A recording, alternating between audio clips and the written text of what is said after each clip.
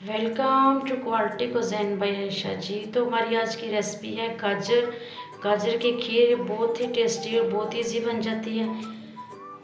चलते हैं हम अपनी रेसिपी की तरफ। मैंने 2 लीटर दूध लिया है। दूध को मैंने बॉयल होने के लिए रख दिया है। जब तक दूध बॉयल होता है दूसरी तरफ हम चलते हैं।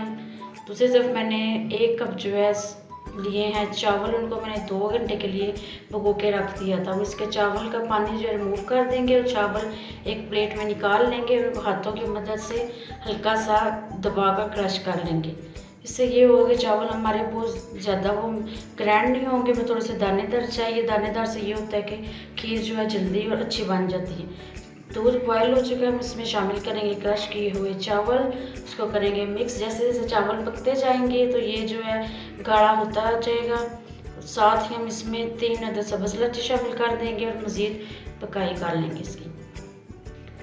इसी तरह अगर आप चैनल पर नहीं हैं तो मेरे चैनल को ज़रूर सब्सक्राइब करिए। आपकी तरफ से हमारे लिए एक किस्म का इनाम होता है कि हम अच्छा काम कर रहे हैं। तो चैनल को ज़रूर सब्सक्राइब किया करें।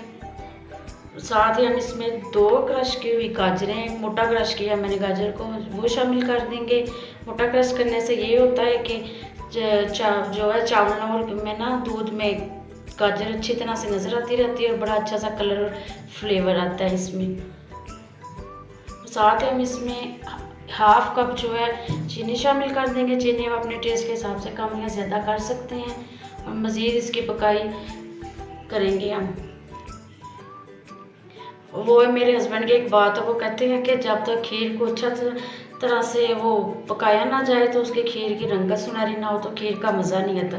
जब इस पॉइंट पे खीर को उबाल आना शुरू होगा हम इसको मिक्स करेंगे ताकि जो है खीर नीचे ना लगे। और आंच हम बिल्कुल तेज़ नहीं करेंगे, बिल्कुल लाइट सी इसकी आंच कर देंगे, हीट कम कर देंगे और हल्की आंच पे मज़ीद हम इसको 15 से 20 मिनट के लिए पकाएंगे।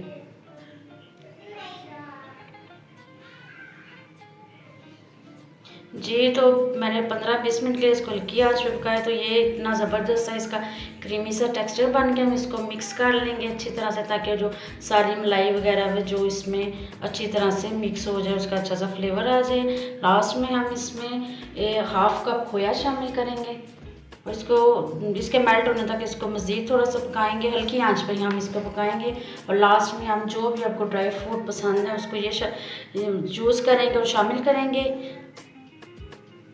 जी, तो हमारी बड़ी टेस्टी सी गाजर की खीर जो है रेडी हो चुकी है। रेसिपी ज़रूर ट्राई करें। वीडियो को लाइक शेयर में चैनल को सब्सक्राइब करें और वीडियो अच्छी लगे तो अपना फीडबैक लाजमी दें। Thank you.